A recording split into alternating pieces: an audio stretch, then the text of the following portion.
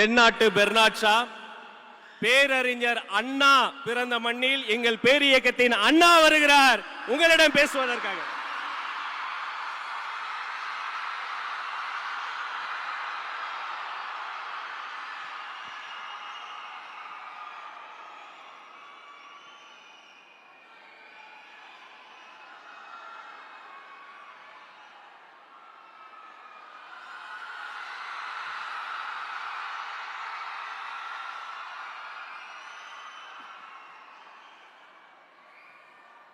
நாட்டுக்காக உழைப்பதற்கு அண்ணா பிறந்தார்.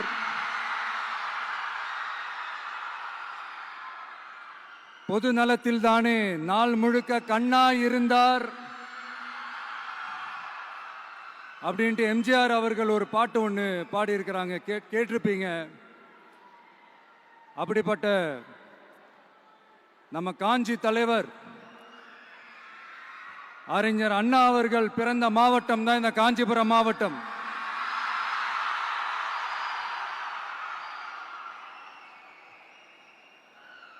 தன்னுடைய வழிகாட்டின்றதுனாலேயே தான் ஆரம்பிச்ச கட்சியினுடைய கொடியில அறிஞர் அண்ணா அவர்களை வச்சவர் எம்ஜிஆர். ஆனா அறிஞர் அண்ணா அவர்கள் ஆரம்பிச்ச அந்த கட்சியை அதுக்கப்புறம் கைப்பற்றினவங்க என்னெல்லாம் பண்றாங்கன்னு நான் சொல்லிதான் உங்களுக்கு தெரியணுமா என்ன? மக்களே, உங்களுக்கு தான் அது நல்லா தெரியுமே.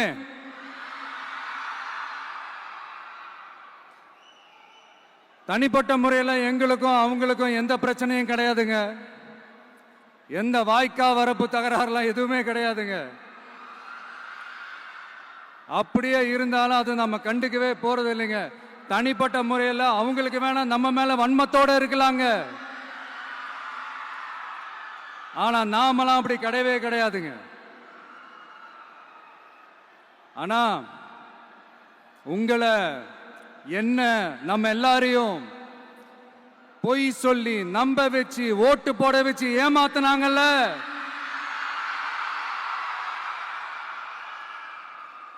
அப்படி ஏமாத்தி ஆட்சிக்கு வந்து நல்லது செய்யற மாதிரி நடிக்கிறாங்கல்ல, நாடகம் ஆடுறாங்கல்ல,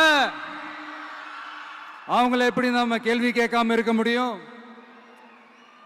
அதனால அவங்கள நம்ம கேள்வி கேட்காம விட போறதே இல்லை.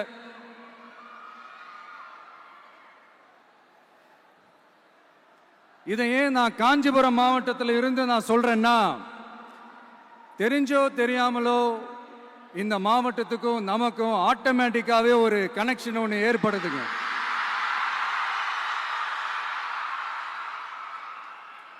ஏன்னா நம்மளுடைய முதல் கள பயணத்தை தொடங்கினதே பரந்தூர்ல இருந்து தான்.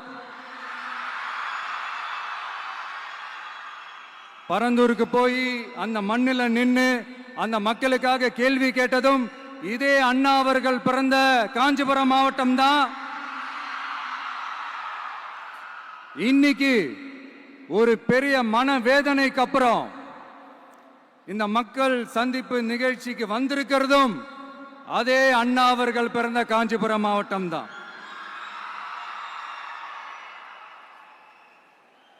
அதனால நமக்கு எல்லாமும் கொடுத்த நம்ம மக்களுக்காக எல்லா நல்லதையும் செய்யணும். அதுவும் சட்டப்பூர்வமாக செய்யணும், அங்கீகாரத்தோட செய்யணும், அதிகாரப்பூர்வமாக செய்யணும், ஒட்டுமொத்த தமிழ்நாட்டு மக்களுக்கும் செய்யணும், ஒரே மாதிரி செய்யணும், ஒரே எண்ணத்தோட செய்யணும். அந்த ஒரே லட்சியத்தோட தான் நாம் அரசியலுக்கே வந்திருக்கிறோம். அதனாலதான் மக்களிடம் செல் அப்படின்னு சொன்ன அண்ணாவை கையில் எடுத்தோம். அவங்க சொன்ன மாதிரி மக்களை நோக்கி போறோம். ஆனா மக்களிடம் செல்னு சொன்ன அண்ணாவை மறந்தது யாரு?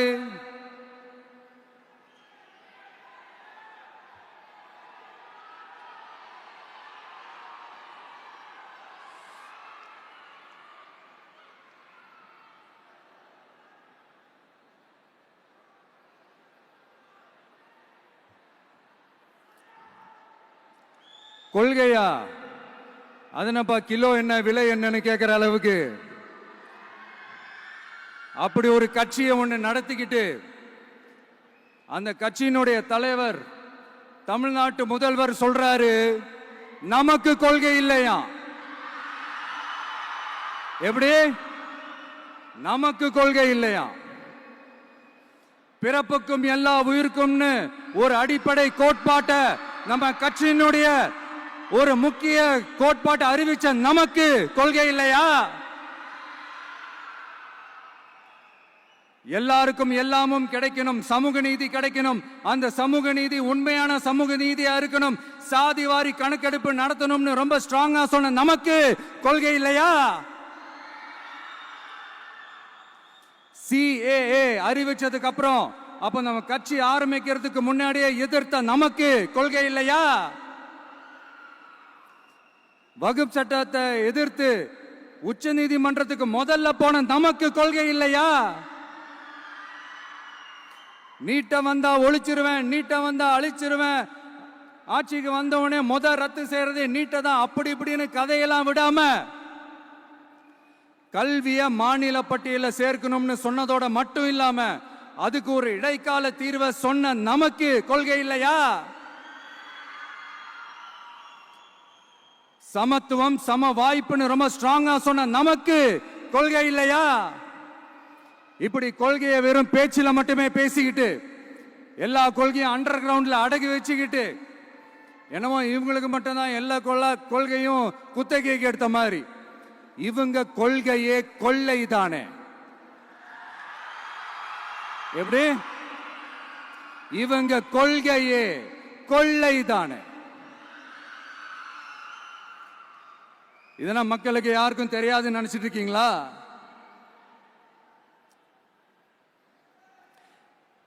எங்க கட்சி ஒன்றும் சங்கரமடம் இல்லைன்னு சொன்னது யாரு?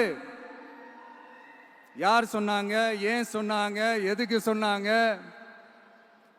இப்போ உங்க கட்சியில என்ன நடந்துகிட்டு இருக்குது அதையும் கொஞ்சம் யோசிச்சு பாருங்க, இதையும் கொஞ்சம் யோசிச்சு பாருங்க. அதனால பாப்பா, பவள விழா பாப்பா, நீ பாசாங்கு காட்டாத பாப்பா, நீ நல்லவர்கள் போல் நடிப்பதை பார்த்து நாடே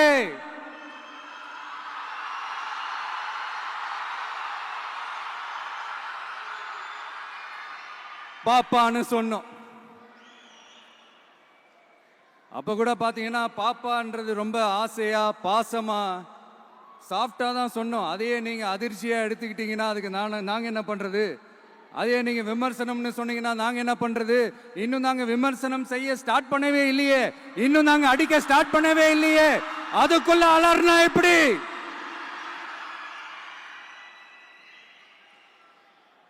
அதனால உங்க அரசவை புலவர்கள் யாராவது இருந்தாங்கன்னா கர்ச்சீஃப் எடுத்து அவங்க கண்ணீரை துடைத்து விடுங்கள். சரி, அது அவங்க பிரச்சனை, அவங்க பார்த்துக்கிட்டோம். நமக்கு எப்பவுமே மக்கள் தாங்க, மக்களுடைய பிரச்சனை பத்தி பேசுறது தான். இன்னைக்கு நம்ம காஞ்சிபுரம் மாவட்டத்துக்கு வந்திருக்கிறோம். இங்க மக்கள் ஃபேஸ் பண்ற அந்த பிரச்சனையை பத்தி நம்ம பேசி ஆகணும்.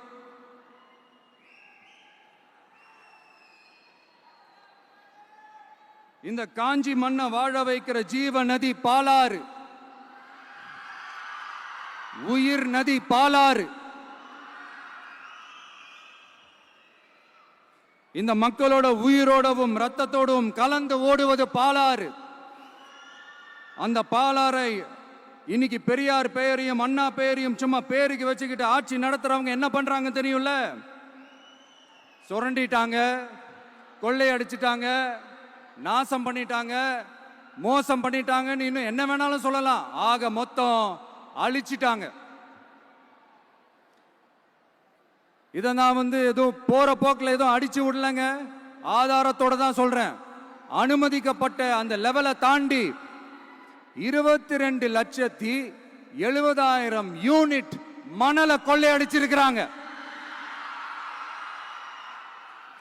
ஆக மொத்தம் இதுல அவங்க அடிச்ச கொள்ளை எவ்வளவு தெரியுமா? ரொம்பலாம் இல்ல, கம்மி தான். 4,730 கோடி. கம்மி தான் இல்ல?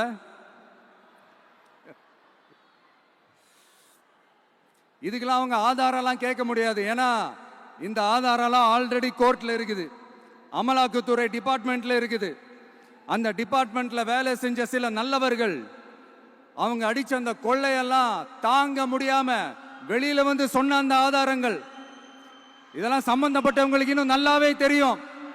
அதனால இது சம்பந்தமா ஆதாரங்களை கொடுலாம் அவங்க கேட்க முடியாது.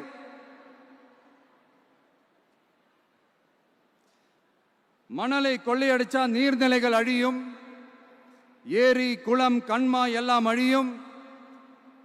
இதெல்லாம் அழிஞ்சா விவசாயம் அழியும், விவசாயம் அழிஞ்சு போனா விவசாயிகள் அழிஞ்சிருவாங்க.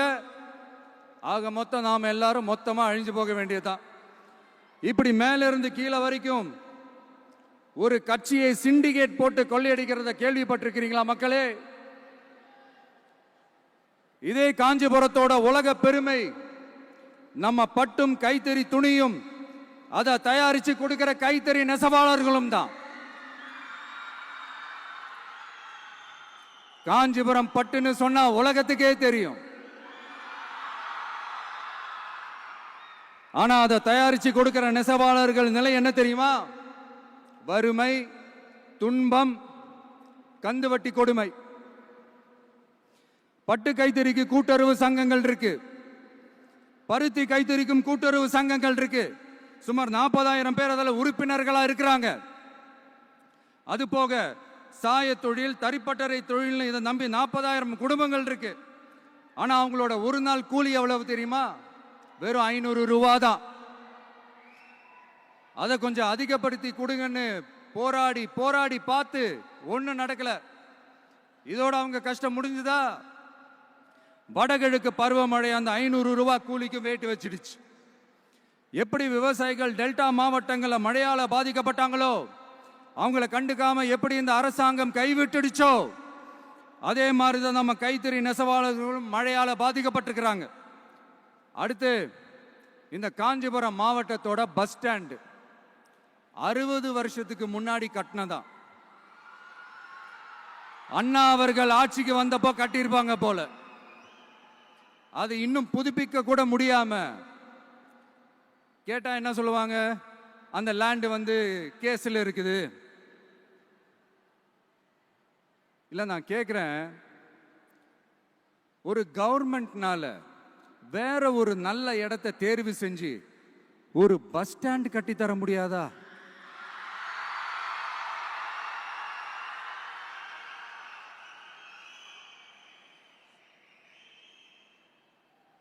பிரச்சனை என்ன தெரியுமாங்க? அவங்களுக்கு மக்களை பத்தி யோசிக்கிறதுக்கே நேரம் இல்லை, அதுதான் பிரச்சனை.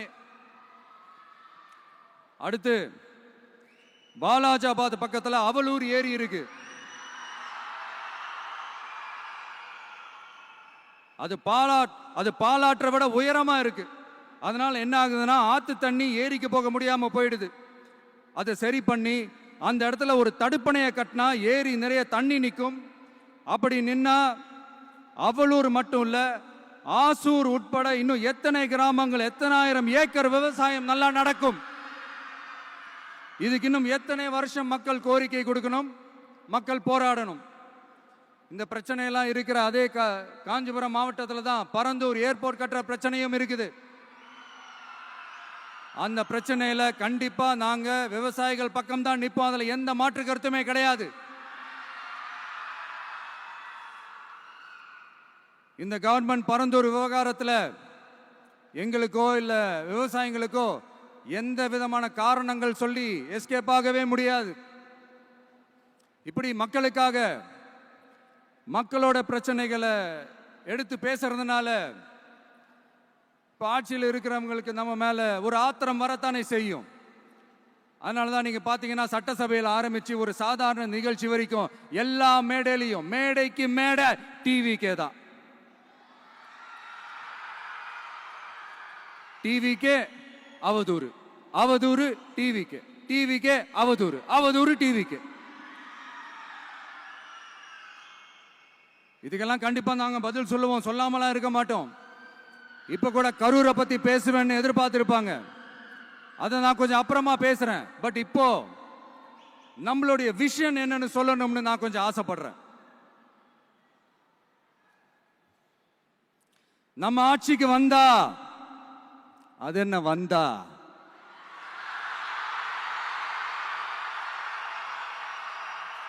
வருவோம்.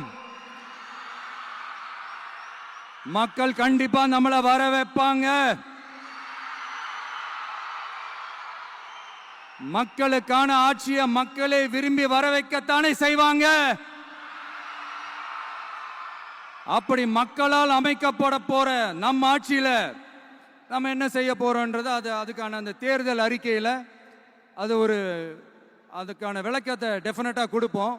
பட் அதுக்கு முன்னாடி ஒரு சின்னதா லைட்டா நான் கொஞ்சம் அதை சொல்லணும்னு ஆசைப்படுறேன். எல்லாருக்கும் நிரந்தரமான வீடு இருக்கணும்.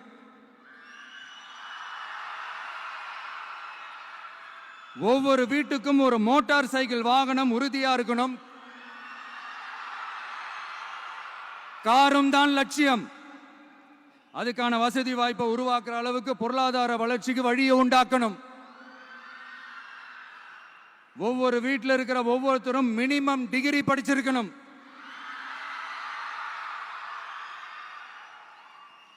ஒவ்வொரு வீட்லையும் குறைந்தபட்சம் ஒருத்தருக்கு நிரந்தர வருமானம் கிடைக்கணும். அதுக்கான வேலை வாய்ப்பை உருவாக்கணும். அதுக்கு தகுந்த மாதிரி கல்வியில பாடத்திட்டத்தில் சீர்திருத்தம் செய்யணும். கவர்மெண்ட் ஹாஸ்பிட்டல்ஸுக்கு மக்கள் எல்லாரும் பயம் இல்லாம நம்பி போற மாதிரி மாத்தணும். பருவமழை காலத்தில் ஏற்படுற வெள்ளத்தால ஊரும் சரி மக்களும் சரி விவசாயமும் சரி பாதிக்கப்படாம இருக்கணும். அதுக்கு 4000 கோடி திட்டம்னு ஒரு உருட்டுனாங்களே, அந்த மாதிரிலாம் எதுவும் இல்லாம உண்மையான ஒரு பாதுகாப்பு திட்டத்தை உருவாக்கணும். மீனவர்களோட, தொழிலாளர்களோட, நெசவாளர்களோட, அரசு ஊழியர்கள் மற்றும் ஆசிரியர்களோட கருத்து கேட்டு அவங்களுக்கான பாதுகாப்பு மற்றும் வளர்ச்சி திட்டங்களை உருவாக்கணும். உருவாக்குறது மட்டும் இல்லை, அதை செயல்படுத்தணும். முக்கியமா இண்டஸ்ட்ரியல் டெவலப்மெண்ட்ஸ்ல கான்சென்ட்ரேட் பண்ணணும். எல்லாத்தையும் விட ரொம்ப ரொம்ப முக்கியம், சட்டம் ஒழுங்க ரொம்ப ஸ்ட்ரிக்டா வச்சிருக்கணும். நம்மளுடைய அம்மா, அக்கா, தங்கச்சிகள், அவங்களுடைய பிள்ளைகள், குழந்தைகள் எல்லாருக்கும் பாதுகாப்பை, அதுவும் உண்மையான ஸ்ட்ராங்கான பவர்ஃபுல்லான பாதுகாப்பை உண்டாக்கணும். அண்ணா யூனிவர்சிட்டியில நடந்த அந்த பெண்ணுக்கு நடந்த அந்த பிரச்சனை மாதிரியோ, இல்ல கோவையில் நடந்த அந்த கல்லூரி பெண்ணுக்கு நடந்த பிரச்சனை மாதிரியோ அதெல்லாம் நடக்க விடவே கூடாது. நம்ம வீட்டு பெண்கள் ஸ்ட்ராங்கா, பயமே இல்லாம தைரியமா இருக்கணும்.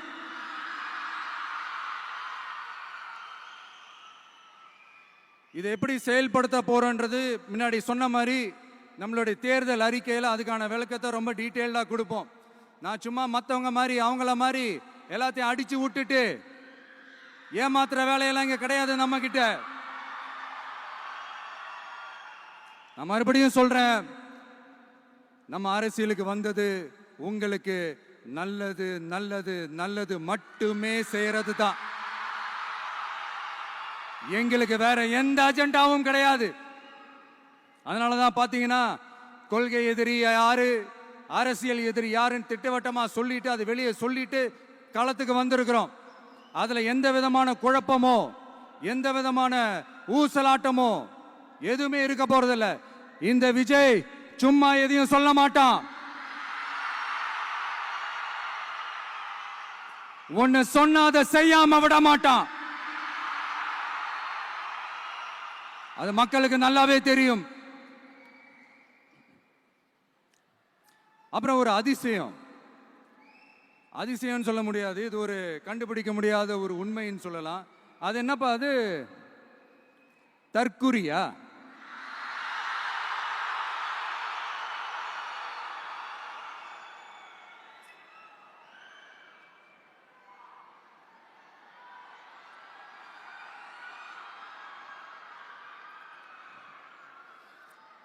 நம்ம டிவிகேக்கு சப்போர்ட் பண்ற கோடிக்கணக்கான லட்சக்கணக்கான மக்கள், நம்மளுடைய நண்பிகள், நம்மளுடைய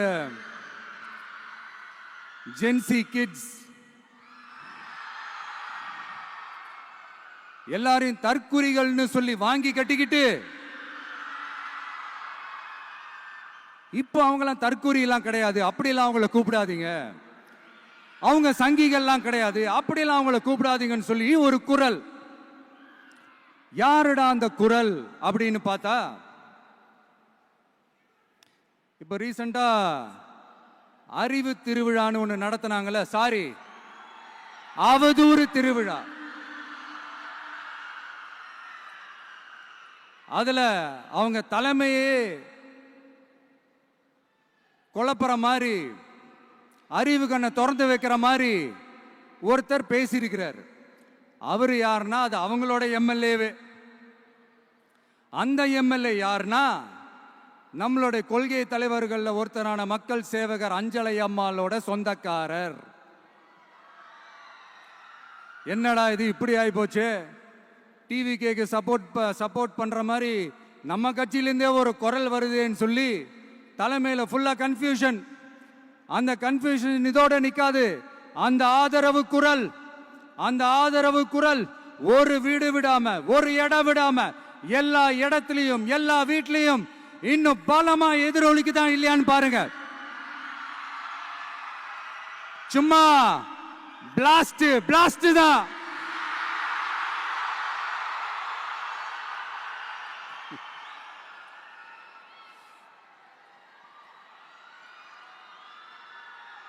இது இன்னைக்கு நேத்தெல்லாம் நடக்கலங்க, 1972லயே நடந்து முடிஞ்சிருச்சு. எப்போ எம்ஜிஆர் அவர்கள் கட்சி ஆரம்பிச்சாங்களோ அப்பவே அது ஒரு கூத்தாடி கட்சி. எப்போ எம்ஜிஆர் அவர்களுக்கு பின்னாடி அத்தனை மக்கள் திரண்டு நின்னாங்களோ அப்பவே அது ஒரு கூத்தாடி கும்பல். நடிகர் கட்சின்னு சொன்ன ஒருத்தர் அதுக்கப்புறம் எம்ஜிஆர் கூடயே போய் சேர்ந்துட்டாரு. இன்னொருத்தர் இவரெல்லாம் ஒரு ரவுண்டு தாங்க வருவாரு, ரெண்டாவது ரவுண்ட்லாம் காணாம போயிடுவார்னு சொல்ல இன்னொருத்தர் அதுக்கப்புறம் போய் எம்ஜிஆர் கிட்டே போய் சேர்ந்துட்டார். ஸோ இந்த மாதிரி இவங்க 2 பேர் மட்டும் இல்ல, ஒட்டுமொத்த தமிழ்நாட்டு மக்களும் எம்ஜிஆர் அவர்கள் கூட தானே போய் சேர்ந்தாங்க.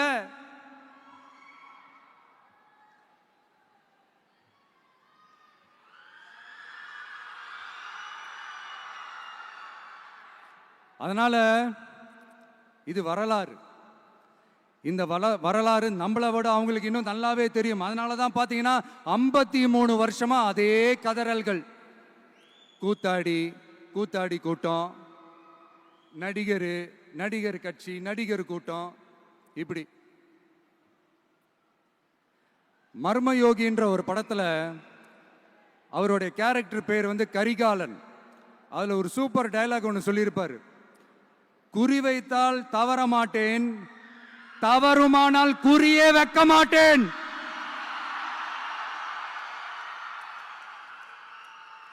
இதெல்லாம் யாருக்கு சொல்றோம், எதுக்கு சொல்றோம்னு புரிய வேண்டியவங்களுக்கு புரிஞ்சா நல்லா இருக்கும். ஏண்டா இந்த விஜய தொட்டோம்,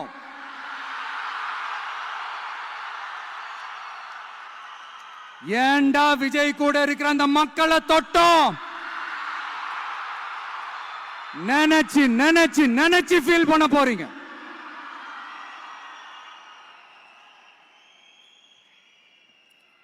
அப்புறம் நமக்கு இந்த அரசியல் புரிதல்லாம் இல்ல, அது இல்ல, இது இல்ல.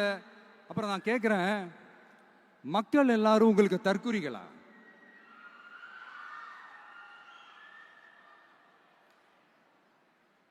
அதே மக்களோட ஓட்டு வாங்க போற நாம தற்குறிகள்னா, அப்ப இவ்வளவு நாள் அதே மக்கள் கிட்ட தானே நீங்க ஓட்டு வாங்கிட்டு இருந்தீங்க. அப்ப நீங்க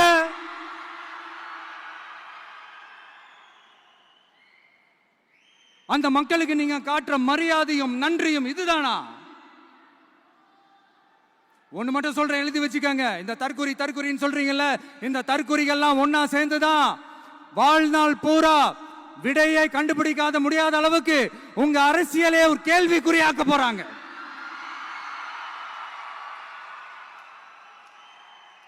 இவங்கெல்லாம் யாரும் இங்க தற்குறிகள்லாம் கிடையாது. இவங்க எல்லாரும் தமிழ்நாட்டு அரசியலோட ஆச்சரியக்குறி. இவங்க எல்லாரும் தமிழ்நாட்டு அரசியலோட அந்த மாற்றத்திற்கான அறிகுறி. சும்மா லாஜிக்கே இல்லாம தற்குறி.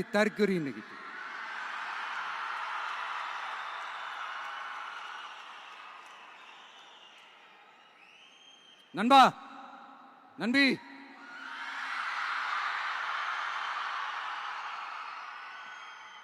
எல்லா மேடையிலும் ரிப்பீட்டடா ஒரு விஷயம் நான் சொல்லுவேன்ல, இப்ப நீங்க சொல்லுங்க. ஒண்ணு, இன்னொன்னு, ரிப்பீட். ஒண்ணு, இன்னொன்னு. இந்த போட்டி எப்படி இருக்க போகுதுன்னா, மக்களோட மக்களா நிக்கிற நமக்காக மக்களே டிசைட் பண்ணி போறாங்க. My dear sir, my dear uncle,